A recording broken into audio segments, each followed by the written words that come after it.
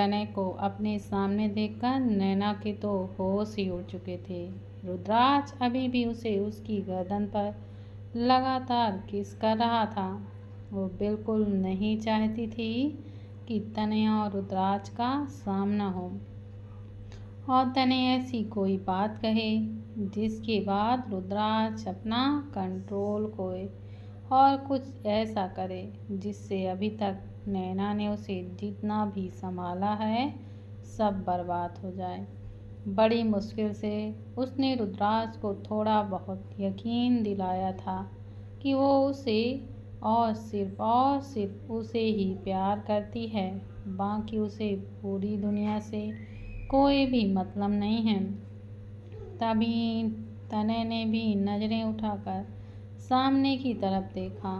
नैना को देखकर उसकी नज़रें भी गहरी हो गईं और रुद्राज की हरकत देखकर तो उसकी मुट्ठियाँ कस गई थीं। वो पिछले 1 महीने से नैना को कांटेक्ट करने की कोशिश कर रहा था, लेकिन नैना का नंबर ही ऑफ था। जब वो ऑफिस जाता तो वहाँ पर सिर्फ पीहू ही होती। पीहू से हर बार यही बोलती कि नैना ने कुछ दिनों के लिए ब्रेक लिया है और जब वो ऑफिस बिजनेस हैंडल करना शुरू करेगी तो वो खुद तनय के साथ मीटिंग फिक्स कर लेगी। वो गुस्से से नैना और रुद्राज की तरफ आया और सो क्लैप करते हुए बोला, very nice mister Rudras Singhania. आपसे तो यही उम्मीद की जा सकती है।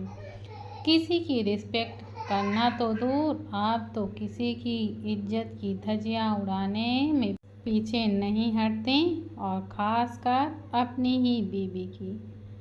तनय की बात सुनकर रुद्राज ने नैना की गर्दन से अपना चेहरा हटाया और फिर उसने गुस्से से तनय की तरफ देखने लगा। तनय थोड़ा उन दोनों के करीब हुआ और फिर बोला, मिस्टर रुद्राज सिंघानिया का तो मुझे समझ आता है। इनका पागलपन तो मैं बहुत अच्छी तरह से देख चुका हूँ, लेकिन मुझे ये समझ नहीं आता कि आखिर तुम्हें क्या हुआ है नैना। तुम क्यों ऐसे इंसान के प्यार में पागल हो रही हो जिसे प्यार का मतलब तक नहीं पता। आई एम डैम श्योर कि इस इंसान ने ज़रूर तुम्हें मजबूर किया होगा, वरना तुम इतनी भी बेवकूफ़ नहीं हो कि ऐसे इंसान के साथ यहाँ पर ये सब करो। ऐसे इंसान का तो घर पर भी रखना नहीं चाहिए। बोलते हुए तनय का चेहरा हद से ज़्यादा गुस्से से काँप रहा था और वो रुद्राज की तरफ ही देख रहा था। रुद्राज की गुस्से से मुट्ठियाँ कस गई। उसके चेहरे के एक्सप्रेशन बदलने लगे थे, लेकिन वो कुछ बोल पाता उससे पहले ही नैना रुद्राज के सामने आकर खड़ी हुई और तनय की तरफ देखते हुए बोली, अच्छा, मैंने मेरे मिस्टर रुद्राज के साथ जहाँ मर्जी जो मर्जी करूँ, इससे तुम्हें क्या प्रॉब्लम है? तुम होते कौन हो हम दोनों को रोकने वाले? मिस्टर रुद्राज मेरे हस्बैंड हैं और मैं उनसे प्यार करती हूँ। मेरा हक है उन्हें प्यार करने का। अगर हम दोनों एक क्लोज मोमेंट यहाँ पर बिता भी रहे हैं तो उसमें तुम्हें इतनी जलन क्यों हो रही है? तनय हंसा और बोला, जलन? वो भी ऐसे इंसान से? बिल्कुल भी नहीं। मुझे तो सिर्फ तुम्हारी फिक्र है और ये बात तुम्हें पहले भी बता चुका हूँ कि अभी वो बोल ही रहा था कि नैना उसकी बात बीच में ही काटते हुए गुस्से से बोली, नहीं चाहिए मुझे तुम्हारी फिक्र। मेरे पास मेरे मिस्टर रुद्राज हैं मेरी फिक्र करने के लिए। उनके होते हुए मुझे किसी की ज़रूरत नहीं है और ख़ासकर तुम्हारी तो बिल्कुल भी नहीं। जा सकते हो तुम यहाँ से। नैना की बात सुनकर तनय एकदम से हैरान रह गया। रुद्राज के बारे में ये सब कुछ जानने के बाद भी अगर नैना का ये रिएक्शन था तो उसे समझ ही नहीं आ रहा था कि आखिर वो नैना को समझाए तो कैसे। वो एक बार फिर से बोला, नैना तुम क्या बोल रही हो? तुम्हें पता भी है तुम ऐसे इंसान से प्यार करती हो जो तुम्हारी रिस्पेक्ट नहीं करता, सिर्फ तुम्हें किसी चीज़ की तरह ट्रीट करता है, तुम्हारे साथ ज़बरदस्ती करता है और तुम्हें प्यार करने का दावा करते हुए तुम्हें ही हर्ट करता है। बोलते हुए उसने नैना के कंधे पर अपना हाथ रखना चाहा तो नैना ने उसे जोर से धक्का दे दिया। तनय लड़खड़ा कर पीछे हो गया। रुद्राज नैना की तरफ देखता ही रह गया। पहले उसने तनय पर बहुत ज़्यादा गुस्सा आ रहा था, लेकिन धीरे धीरे उसकी मुट्ठियाँ खुल चुकी थीं और वो बस नैना की तरफ ही देख रहा था। नैना गुस्से से कांपती हुई तनय से बोली, मेरे मिस्टर रुद्राज, मेरे साथ जो मर्जी करें, तुम होते कौन हो ये सब कहने वाले? मेरे मिस्टर रुद्राज मेरे हस्बैंड हैं एंड यू नो एक हस्बैंड वाइफ के बीच में कुछ भी हो सकता है।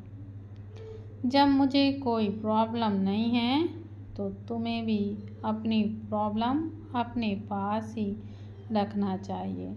तुम्हें मुझे तुम्हारे किसी कंसर्न की बिल्कुल ज़रूरत नहीं है। और तुम क्या बताओगे मुझे मेरे मिस्टर रुद्राज मुझे हर्ट करते हैं या नहीं? मैं नहीं जानती उन्हें बहुत अच्छे से।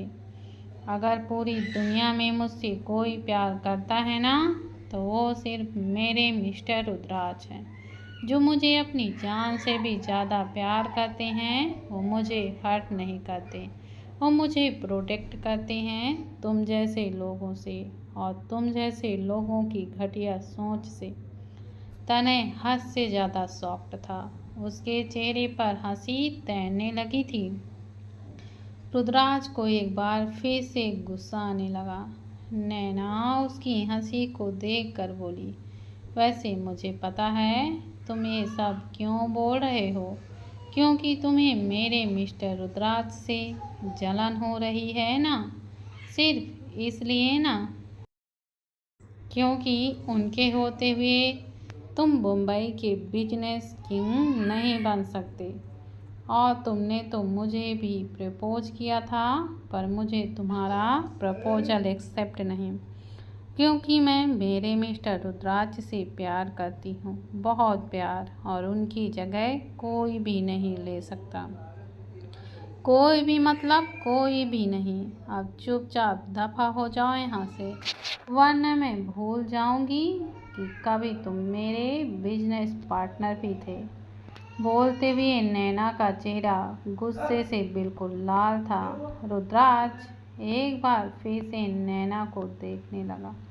तनय दांत को पीसते हुए बोला, तुम बहुत पछताओगी नैना, ये इंसान तुम्हें किसी लायक नहीं छोड़ेगा।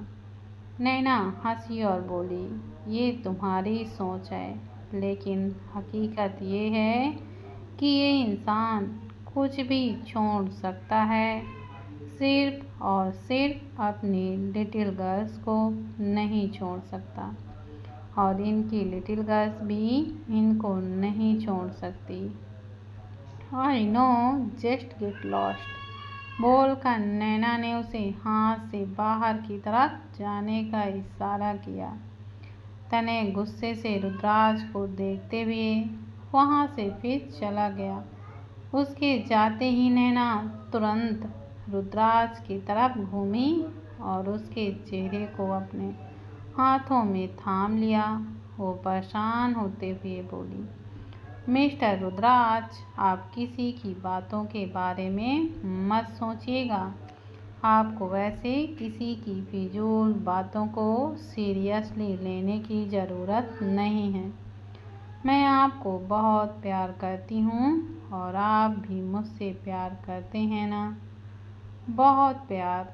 बोलते हुए जैसे वो रुद्राक्ष से ही सवाल कर रही थी और जवाब के लिए उसकी बेचैनी उसके चेहरे पर साफ दिखाई दे रही थी।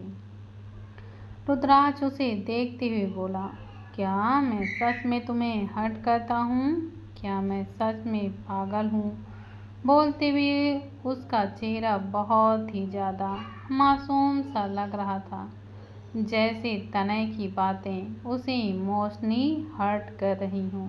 ऐसा नहीं था कि रुद्राक्ष के अंदर इमोशंस नहीं थे, पर उसका अपने इमोशंस पर कंट्रोल नहीं था। नैना तुरंत से अपना सिर ना में हिलाते हुए बोली, नहीं मिस्टर रुद्राक्ष, बिल्कुल भी नहीं। आप मुझे बिल्कुल भी हर्ट नहीं करते। और ये आपने क्या ऐसी बातें शुरू कर दी? अच्छा वाला आप मुझसे प्यार कर रहे थे, लेकिन अब तो ऐसा लगता है कि आप मुझे प्यार करना ही नहीं चाहते। जाइए, मुझे भी आपसे बात नहीं करना चाहती। बोलते हुए नैना रूठने का ड्रामा करने लगी। रुद्राक्ष ने जल्दी से उसका हाथ पकड़कर उसे रोका और बोला, मैं तुमसे बहुत प्यार करना चाहता हूँ लिटिल गर्ल, बहुत बहुत प्यार। फिर बेशक से तुमसे प्यार करते करते मेरी जान ही निकल जाए। जैसे ही रुद्राक्ष ने ये कहा, नैना ने तुरंत उसके होठों पर अपना हाथ रख दिया और अपना सिर ना में हिलाया। एक बार रुद्राक्ष को उस हालत में देख कर वो अंदर तक कांप चुकी थी। भले ही रुद्राक्ष उसके लिए ऑब्जेसिव ही क्यों न हो, लेकिन वो रुद्राक्ष पर आँच बिल्कुल भी नहीं आने दे सकती थी। वो तुरंत से उसके सीने से लग गई और बोली, आपको कुछ नहीं होगा मिस्टर रुद्राक्ष, कुछ भी नहीं होगा। आपकी लिटिल गर्ल्स आपके बिना बिल्कुल भी नहीं रह सकती।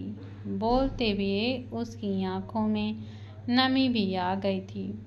उसे यूं रोते हुए देखकर रुद्राक्ष ने उसे कमर से पकड़ा और घुमाकर वापस दीवार से लगा दिया। नैना हैरानी से उसे देखती ही रही।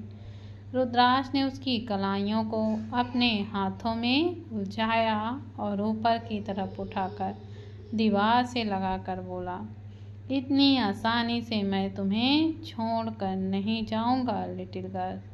तुमने खुद कहा है ना कि मैं सब कुछ छोड़ सकता हूँ, लेकिन तुम्हें नहीं छोड़ सकता। तो तुम्हें छोड़कर मैं मर भी कैसे सकता हूँ? जब तक तुम मेरे साथ हो मुझे कुछ नहीं होगा, और अगर तुम मुझे छोड़कर चली गई तो मैं भी तुम्हें भी खत्म कर दूंगा और खुद को भी। बोलते हुए उसकी आंखों में एक जुनून दिखाई दे रहा था। नैना का दिल कांप रहा था उसकी ऐसी बातें सुनते हुए, लेकिन वो जानती थी कि रुद्राक्ष के लिए बातें बिल्कुल नॉर्मल हैं। जिस तरह से रुद्राक्ष ने उसकी कलाई को पकड़ कर रखा था, उसके सीने पर चलती हुई गहरी गहरी सांसें रुद्राक्ष को साफ तौर से दिखाई दे रही थी।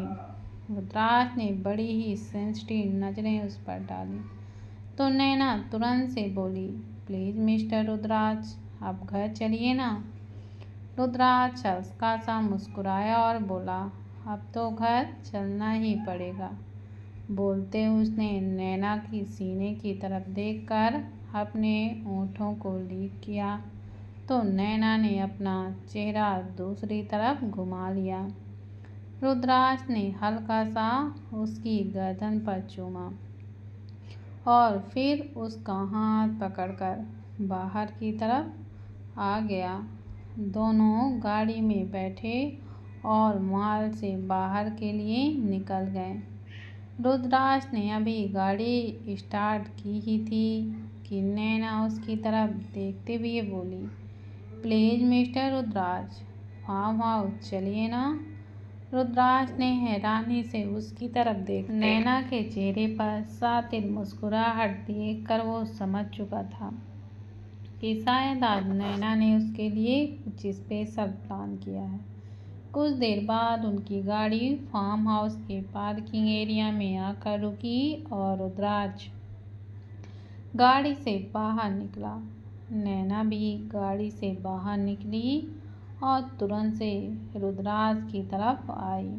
रुद्राज अभी भी उसे लगातार देखे ही जा रहा था कि नैना ने अपने पर्स में से एक ब्लाइंड फोल्डर निकाला और रुद्राज की तरफ बढ़ा दिया। रुद्राज और भी ज़्यादा हैरानी से उसे देख रहा था। Please subscribe my channel.